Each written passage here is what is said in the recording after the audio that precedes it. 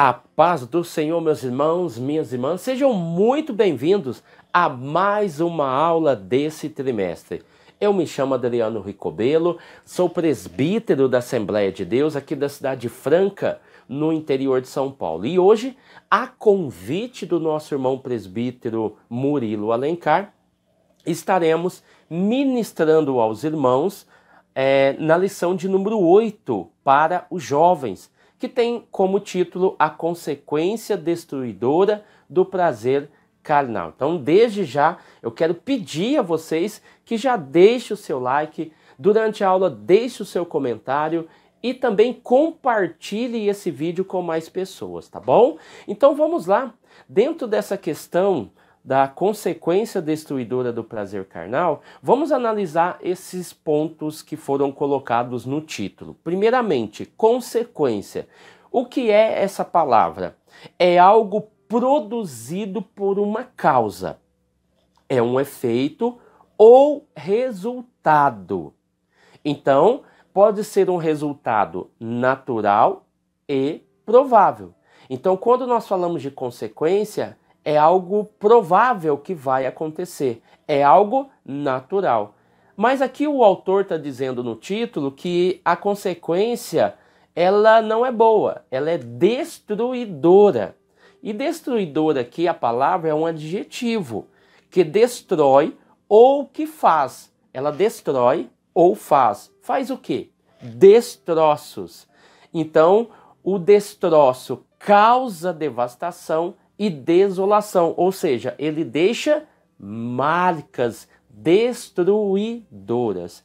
E o autor vai falar que a consequência está ligada a algo destruidor, que está ligado a uma fonte. Qual é a fonte? A fonte aqui é o prazer carnal. E dentro dessa ideia de prazer, nós temos a ideia de estado afetivo agradável ou sensação de alegria ou emoção.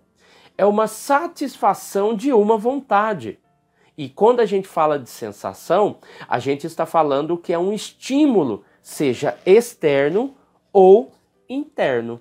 Então aqui no texto principal vai falar muito bem sobre isso, né? O resultado destruidor do prazer carnal, que no caso aqui, o carnal é a referência à carne.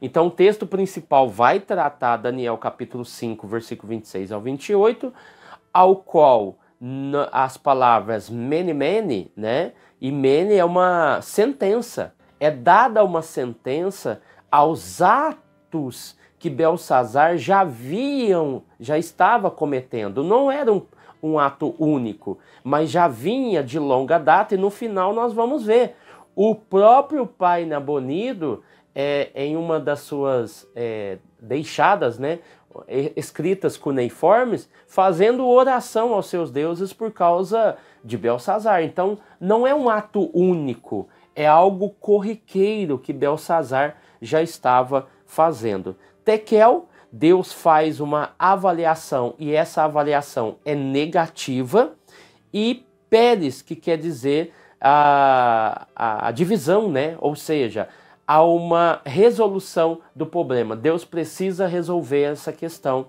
e assim a inscrição, a escrita aparece na parede. Então, aqui no resumo da lição, o autor vai dizer o seguinte: o prazer carnal pode satisfazer, ele pode trazer essa questão, ele pode satisfazer as suas vontades, mas o autor deixa bem claro que isso é momentâneo, ou seja, é de curta duração, não é de longa duração, não é algo infinito, é curta duração. Logo à frente, você vai sentir mais desejo e nunca vai saciar as suas vontades e os seus desejos. Mas ao mesmo tempo que isso tem uma curta duração, é momentâneo, o autor também deixa claro que o seu fim é a destruição.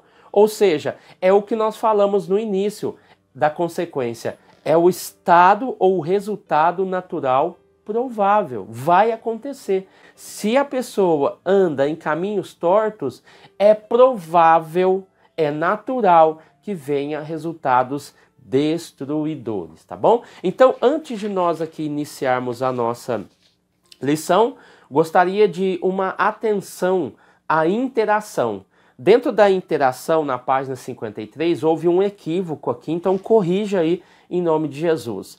Prezado e professor aluno, dando continuidade ao nosso estudo do livro de Daniel, chegamos ao capítulo 6. Não, chegamos ao capítulo 5. Muitos anos transcorrem desde os acontecimentos do capítulo 5. Não, desde o capítulo 4, tá bom? Então aqui corrija essa questão. Porque nós iremos abordar o capítulo 5. Então o capítulo anterior que ele cita é o capítulo de número 4, né? Então nós vamos aqui abordar o capítulo 5, que é a sequência desse episódio, tá bom? Então, antes de nós iniciarmos aqui a nossa leitura, né? Eu gostaria de pedir para vocês que entrasse aqui no comentário fixado.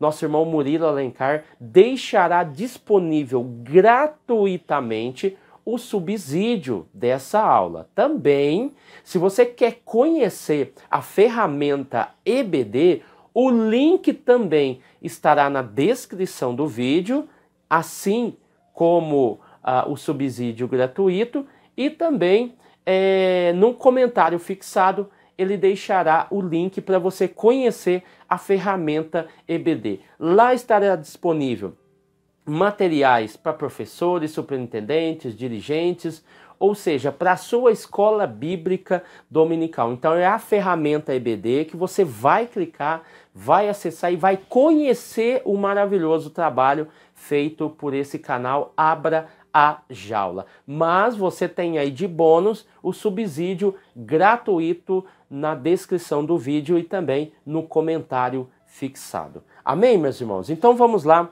Daniel capítulo 5, do 1 ao 6, depois o versículo 25 e 31. Vamos separar aqui para ficar mais fácil o nosso entendimento? Se você pega o versículo de número 1, você tem a apresentação do nome do rei, que é Belsazar, que é o corregente, na verdade. Belsazar significa Bel proteja o rei. Então, na verdade, aqui não é um nome necessariamente, mas um título, né? O rei Belsazar, Bel protege o rei, né?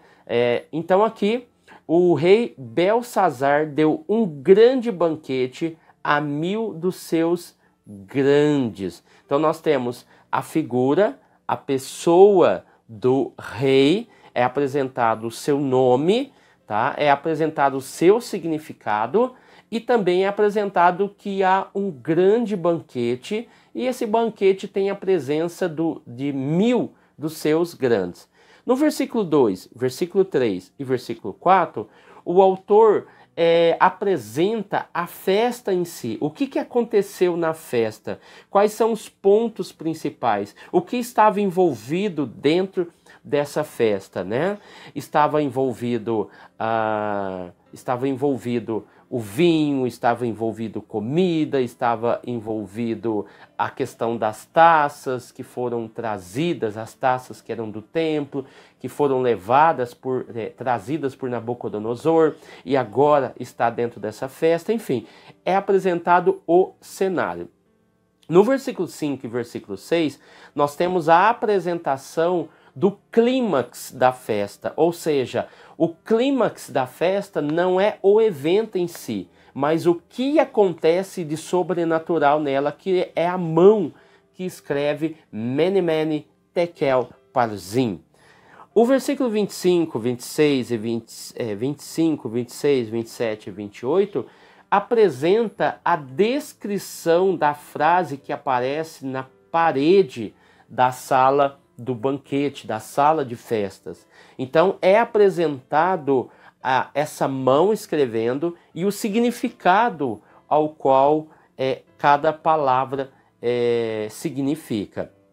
No versículo 29, mediante toda uma confusão, Belsazar manda chamar aos gritos alguém que possa resolver aquela questão, porque nenhum dos 1000 que estão ali conseguem decifrar a frase, as palavras, e nem o próprio rei.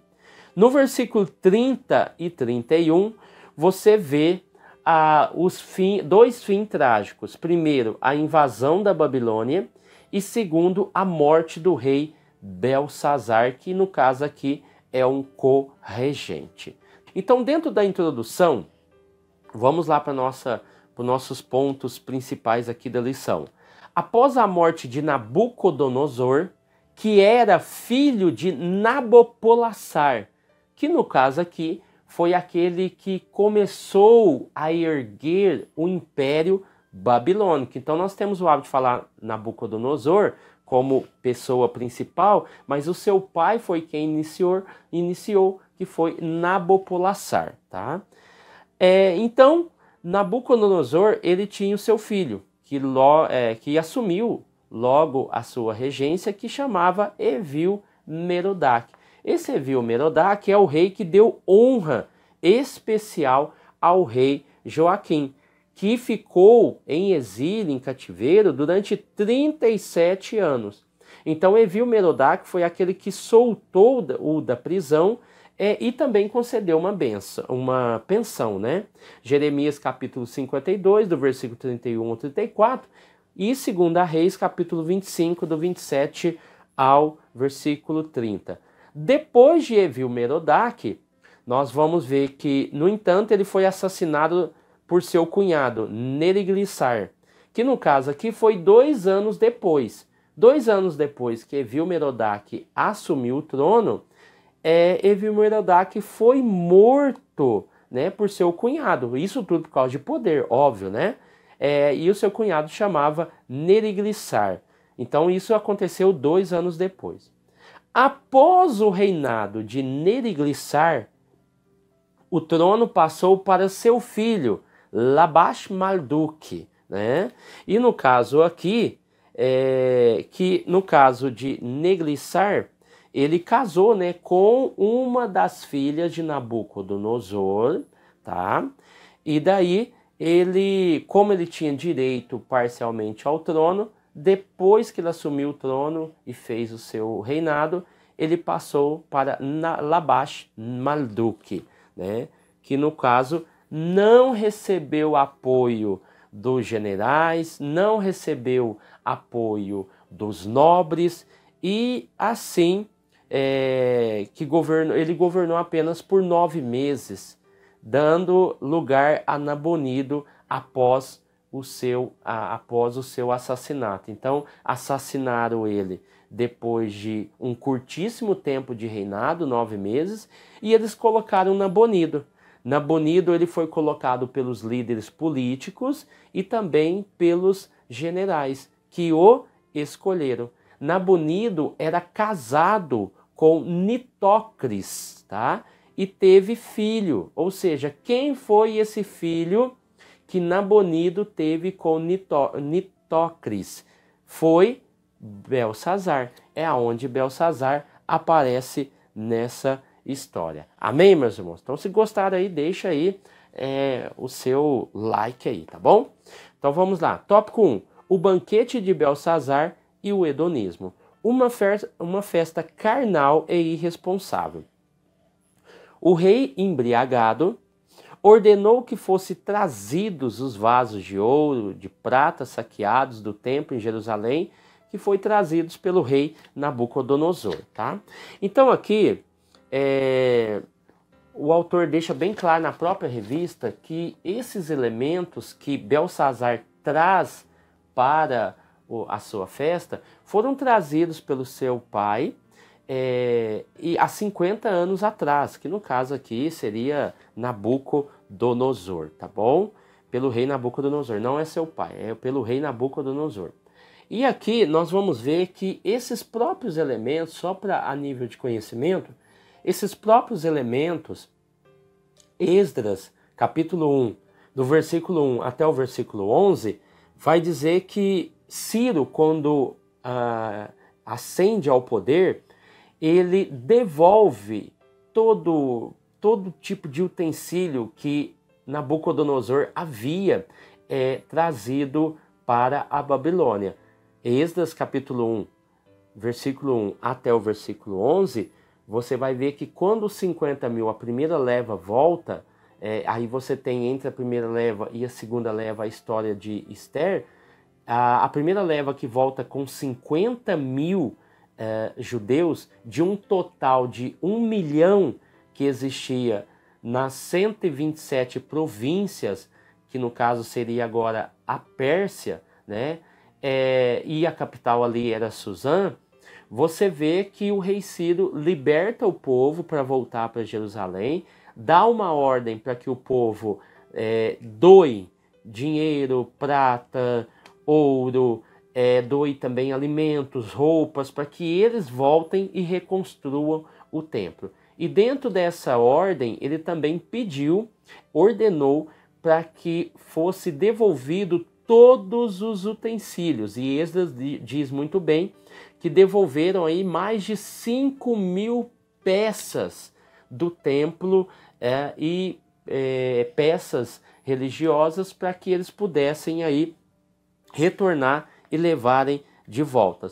Então era algo assim estrondoso, era algo assim surreal. E assim, no caso de Belsazar, você vê claramente que ele profanou esses objetos. E é interessante que nenhum outro rei ousou profanar algo sagrado. E aqui, no caso de Belsazar, ele não deu a mínima para a história, para o significado que tinha tanto para o povo judeu, tanto para a sua religião. Então ele profanou, ou seja, é tratar com irrelevância, é desrespeitar a santidade de. Então não era somente por causa dos judeus, era algo inaceitável para qualquer tipo de religião você profanar esse tipo de utensílio, esse tipo de material. Então aqui, como nós estamos falando de Deus, Deus se irritou de uma forma tremenda, tá? Então, profanar esses vasos sagrados ao utilizado para beber vinho e render culto aos seus ídolos. Então, Belsazar estava aí há 14 anos na regência.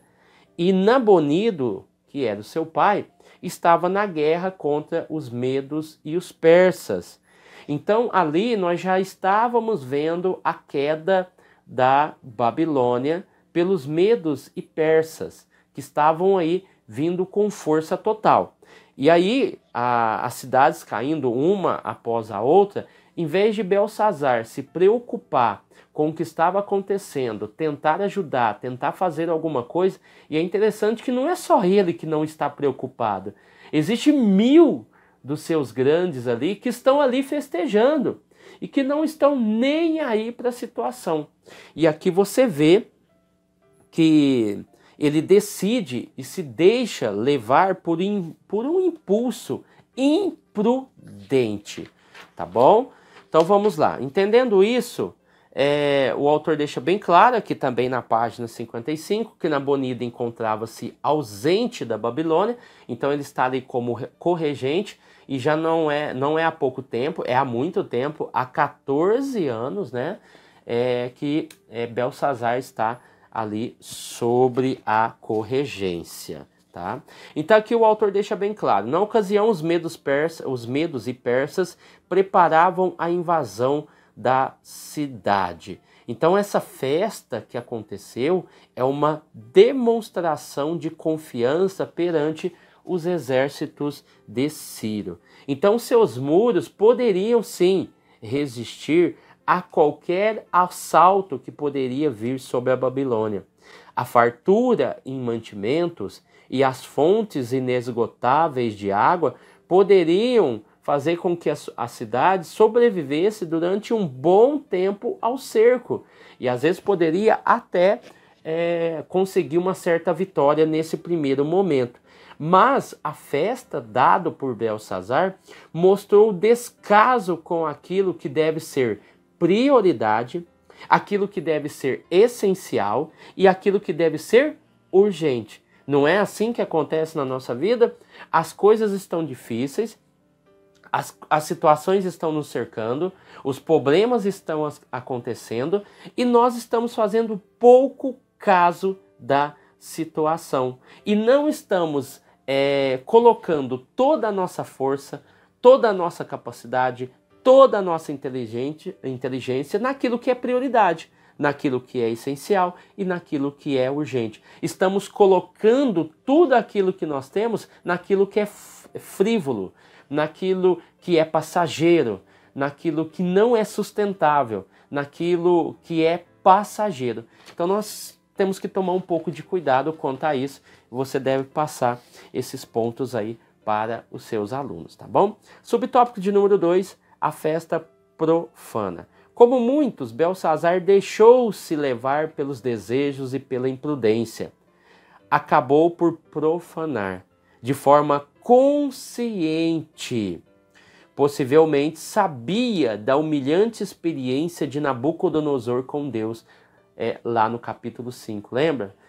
Nabucodonosor com toda a sua pompa, com toda a sua altivez, e Deus teve que tirar ele do meio dos homens e colocar no meio dos animais para comer grama junto com os animais, até que ele entendesse que Deus estava no controle de todo o império, de todo o mundo. Assim estava acontecendo com Belsazar.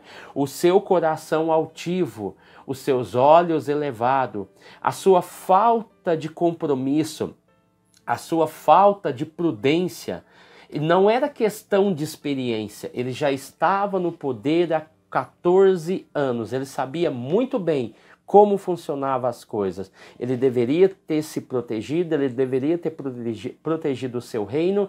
Ele não fez isso, tá? E Nabonido estava na batalha, tentando proteger o império, enquanto ele estava brincando de ser rei, tá? Então, essa questão da consciência, ela é muito importante, porque nós vivemos num tempo em que as pessoas têm consciência da realidade. Ninguém faz algo sem saber o que está fazendo. Todo mundo tem consciência da realidade, todo mundo tem consciência daquilo que está fazendo, ninguém é tido por inocente. Então essa ideia da consciência é justamente esse sentimento ou conhecimento, sentimento, então, ou seja, aquilo que eu faço gera algum tipo de sentimento, seja ele de alegria, seja ele de tristeza, seja ele de raiva, ou seja, aquilo que eu faço e aquilo que os outros fazem para mim geram sentimento. E não é só sentimento, gera conhecimento. Só que esse conhecimento e esse sentimento faz o que no ser humano? Ele nos permite vivenciar, experimentar ou compreender aspectos da sua totalidade, né, daquilo que eu estou vivenciando, tá? Do seu mundo interior, ou seja, é a sua percepção. Então isso é muito importante. Essa ideia da consciência eu percebo, eu sei o que está acontecendo à minha volta, eu sei o que está acontecendo dentro de mim, eu conheço e começo a perceber aspectos exteriores, ou seja, nós estamos falando de algo que é perceptível. Ninguém é tido por inocente. E assim nós temos que tomar esse cuidado, porque nós estamos falando para a sala de jovens. E jovens, eles atuam por impulso. Só que nós temos que lembrar e entender que essa fase de jovens é uma fase de amadurecimento. E eles estão aptos a definir e a escolher e a praticar de forma consciente. Se alguém lhe oferece drogas, se alguém lhe oferece bebidas, se alguém oferece algum tipo de tóxico, ele sabe que aquilo ali pode lhe causar mal, ele sabe que aquilo ali pode lhe prejudicar, ele sabe que aquilo pode prejudicar a sua família, ele sabe que aquilo pode prejudicar o teu trabalho, ele sabe que aquilo pode prejudicar o seu convívio com Deus e com a igreja, ou seja, há uma consciência dentro da cabeça do jovem. Ele está em processo de amadurecimento, sim, tá bom? Porque esse amadurecimento do cérebro vai aí ser finalizado a partir dos 25 anos, mas nós temos que entender que um jovem bem orientado, um jovem que esteja aí na prática da escola dominical, assíduo na escola dominical, que sabe ouvir, que sabe compreender, ele errará menos. Então, esse é o seu papel, professor.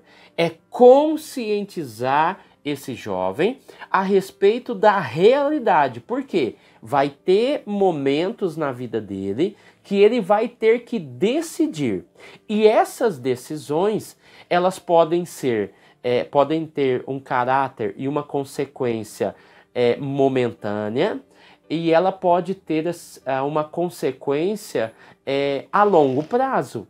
Então, esse jovem deve ter consciência dessa realidade e fazer as suas melhores decisões.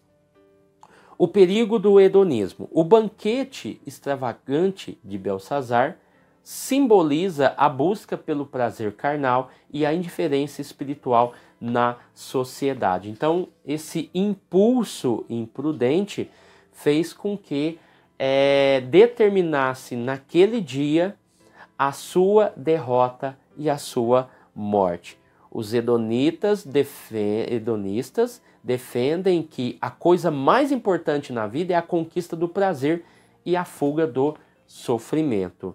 Tá?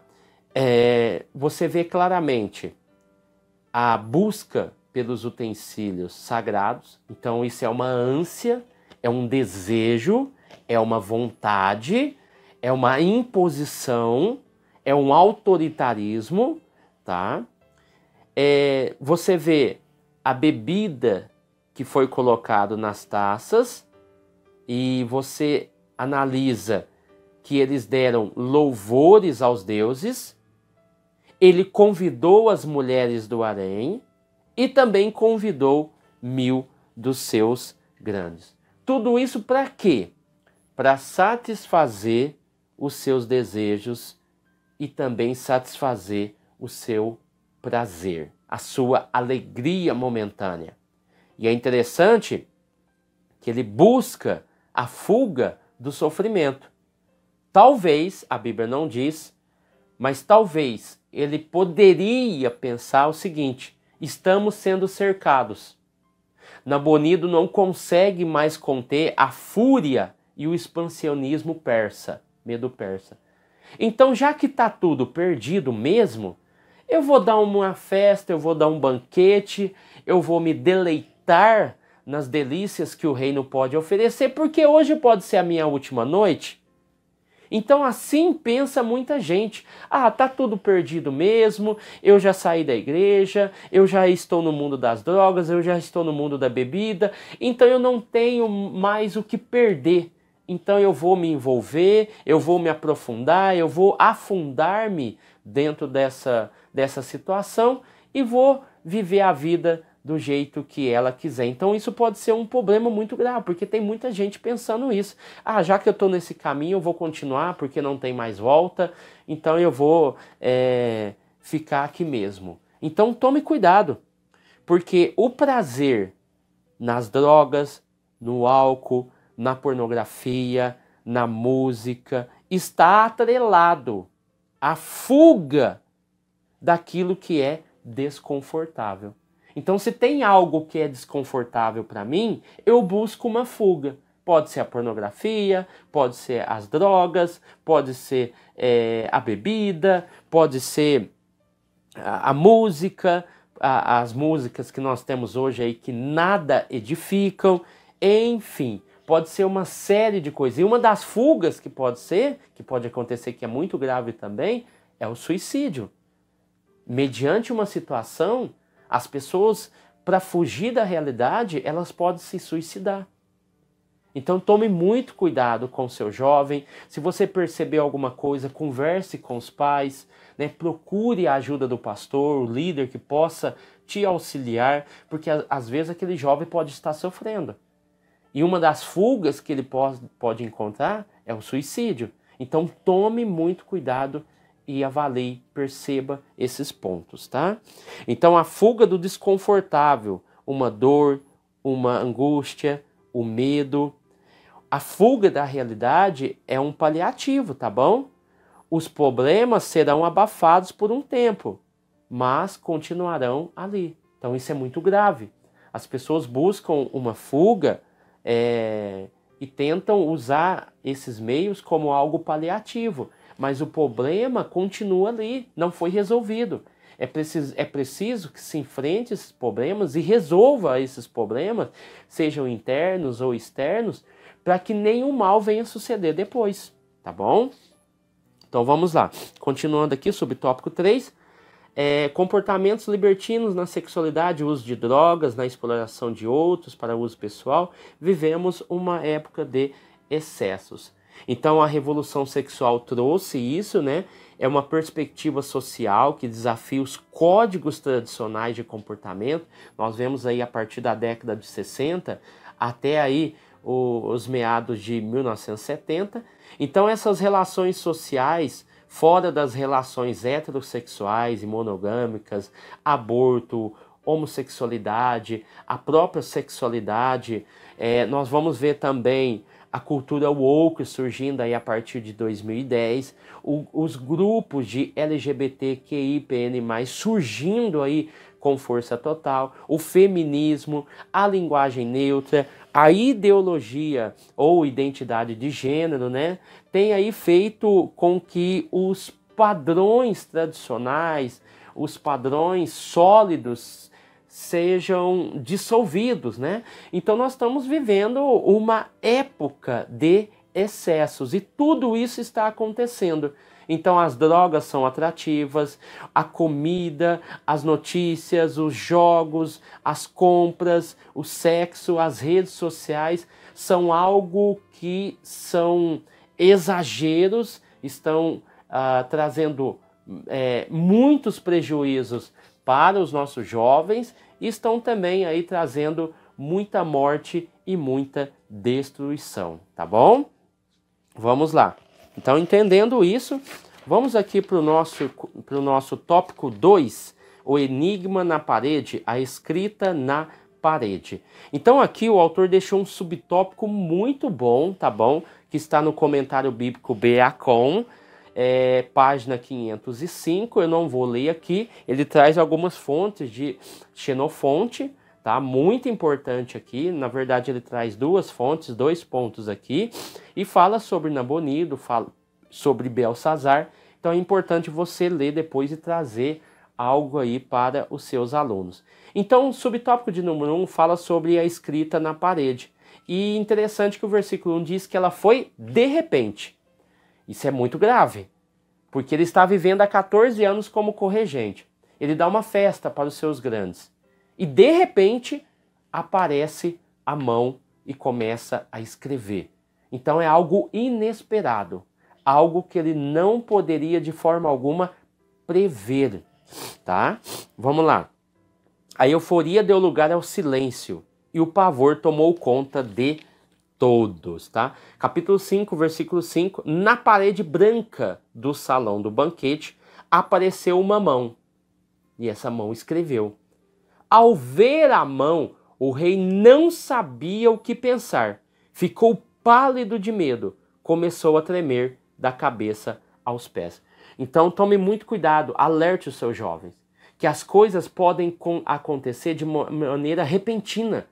Ele estava ali no banquete, estava todo alegre, todo feliz, há 14 anos na regência, nada havia acontecido e de repente a mão aparece e escreve na parede. Então as coisas acontecem de repente, um acidente, uma doença, uma fatalidade, uma morte, as coisas acontecem de repente, a tristeza, a dor, a angústia, começa a dar lugar de repente naquilo que ele imaginava ser alegria euforia, aquilo que ele entendia como prazer permanente, acaba e de repente o ambiente muda. De repente as coisas começam a tomar um novo rumo. De repente as coisas começam a caminhar para um sentido totalmente diferente do planejado, tá? Subtópico 2, o enigma. Ninguém conseguia interpretar, tá? Aquele enigma ninguém poderia explicar. O versículo 5 vai dizer ainda que eles estavam gritando de medo, de pavor, inclusive o próprio rei Belsazar. Gritando, chamou os adivinhos, chamou os sábios, chamou os astrólogos. Então essa situação mostra o desespero da pessoa que foi pega de surpresa. Ele tentou chamar todos aqueles que poderiam ajudar, os seus amigos, os seus astrólogos, adivinhos, todos os sábios, e ninguém conseguia decifrar aquele enigma. Ao ler e explicar, né, o rei, no seu ato de desespero, começa a prometer. Não é isso que acontece com as pessoas? Na hora que elas estão em apuros, elas começam a recorrer a todo tipo de ajuda, a todo tipo de pessoa. Antes ela estava ali na igreja, ela buscava o auxílio do líder, ela buscava o auxílio do pastor, ela buscava o auxílio de alguém de confiança, mas no mundão, nas coisas ali no seu prazer, no seu momento ao qual ela pega de surpresa, ela não tem com quem recorrer. E ela começa a ir na macumba, ela começa a ir no centro espírita, ela começa a ir no candomblé, ela tenta procurar uma solução para o seu problema. E aqui ninguém conseguia resolver. Ler e interpretar. E ele começa a fazer promessas, porque é assim que acontece, né?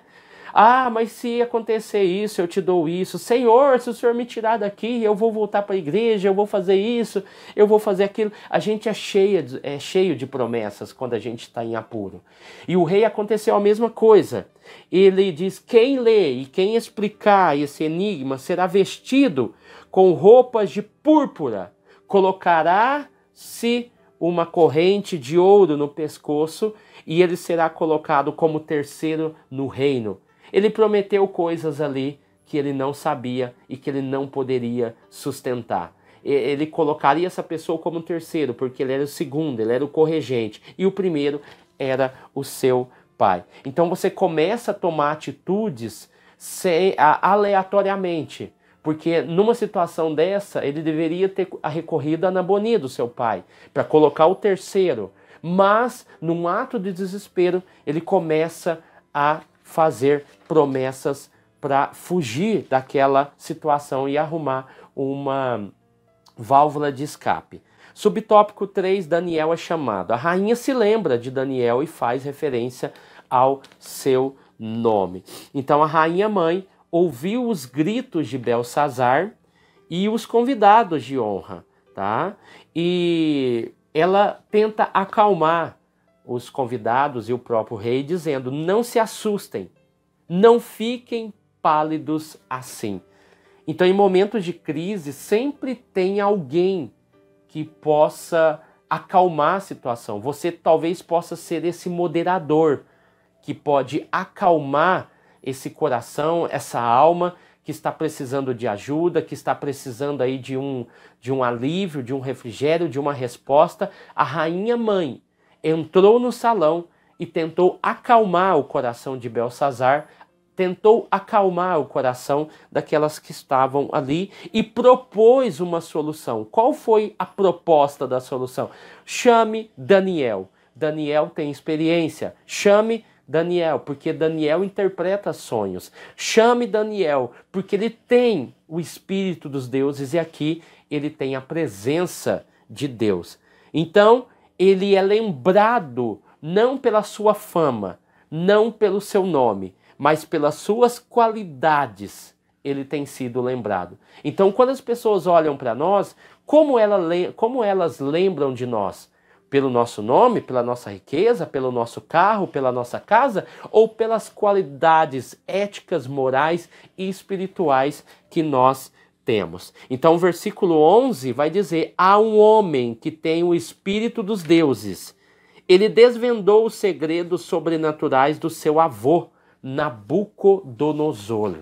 Então, assim, Daniel entra na sala com seus 90 anos ou mais, mas com espírito vigoroso, com a presença de Deus na vida dele, e ele está pronto novamente a ser usado por Deus. Então, uma juventude de fidelidade ao Senhor traz ao coração e ao corpo e à vida do homem de Deus uma vida, né? Você vê ele passando por vários reis e ainda continuando sendo firme no propósito, desde lá do comecinho, lá no ano 606 a.C., quando ele foi levado ao exílio babilônico, e até agora, 536, que foi a queda da Babilônia pelo rei Ciro, né? Ou seja, passou 70 anos e Daniel continuava firme. Vamos lá? Tópico 3, a sentença divina, a conduta de Daniel. Ao ser introduzido diante do rei, é importante perceber que Daniel é chamado pelo seu nome hebreu. Não havia perdido a sua identidade. Ele fez questão de deixar claro que o rei poderia ficar com seus presentes, tá?